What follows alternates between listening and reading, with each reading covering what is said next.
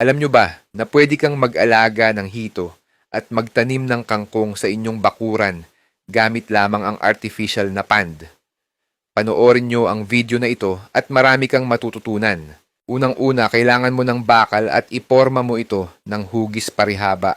Pagkatapos, lagyan mo ito ng plastic para hindi tumagas ang tubig na iyong ilalagay sa pond. Lagyan mo din ito ng lupa para magsilbing pabigat. Lagyan ng tali ang bawat dulo at ito ang magsisilbing guide ng iyong halaman at para hindi ito matumba kapag may tubig na. Pagkatapos kumuha ng mga plastic bottle na gamit na. Putulin ito gamit ang cutter o kung ano pang pwedeng gamitin pamputol ng plastic. Pagkatapos ay pwede mo na itong butasan gamit ang panghinang o soldering iron o di kaya gamit ang barina. Para hindi mag-stuck ang tubig sa loob ng plastic, ay kailangan may butas ito. After mo, ito mabutasan ay pwede ka na kumuha ng lupa para ilagay sa plastic bottle. Mas maganda pag magandang klase ng lupa ang ilagay mo. Para maganda ang paglaki ng iyong mga kangkong kung maganda ang klase ng lupa na nilalagay mo. Pagkatapos mo malagyan ng lupa ang lahat ng inyong inihandang plastic bottle, ay pwede mo na itong ilagay sa pond habang wala pa itong tubig. Ang idea na ito, mga kabayan, ay galing sa ibang bansa at pwedeng-pwede natin itong gayahin kahit maliit na espasyo lamang ng iyong bakuran.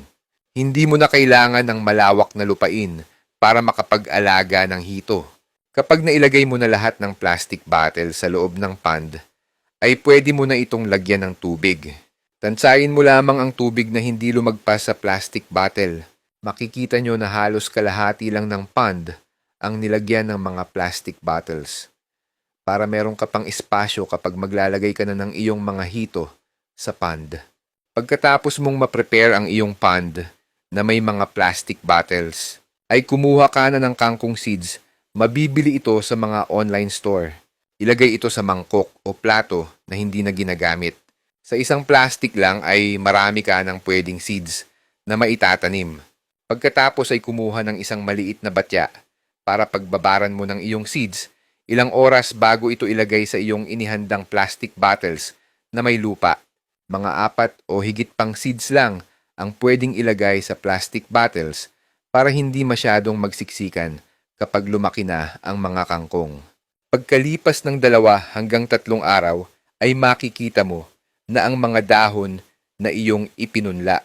Maganda ang tubo ng mga kangkong. Sa pagkakataong ito, ay handa na ang iyong pond para lagyan ito ng hito fingerlings. Mas maganda kung sa umaga ka maglalagay ng hito fingerlings para hindi pa mainit ang temperatura ng tubig sa iyong pond. Hayaan mo lang muna ng 1 oras na nakababad sa tubig ang fingerlings na nakalagay sa plastic bago mo ito pakawalan para masanay sa temperatura ng tubig ng pond ang mga isda. Pagkalipas ng ilang linggo, ay makikita mo na malaki at malago na ang iyong mga tanim na kangkong at ganun na rin ang mga hito fingerlings na iyong pinakawalan sa loob ng iyong ginawang artificial pond. Pwede ka nang kumuha kapag gusto mong magluto ng sinigang o kung ano pang luto ng kangkong ang gusto mo. Mataba ang mga kangkong dahil na rin sa tila. May pataba ang tubig na nasisipsip ng mga ugat nila. Ang mga dumi kasi ng isda ay direktang nasisipsip ng ugat ng mga halaman. Makikita mo na malaki na rin ang mga hito at pwede na itong i-harvest o pang-consume kapag gusto mong kumain. Akalain mo yun mga kababayan, may fish pond ka na, may gulayan ka pa. Double purpose, di ba? Kaya kung ikaw ay may maliit na pwesto sa iyong bakuran, ay pwede mo itong subukan kabayan.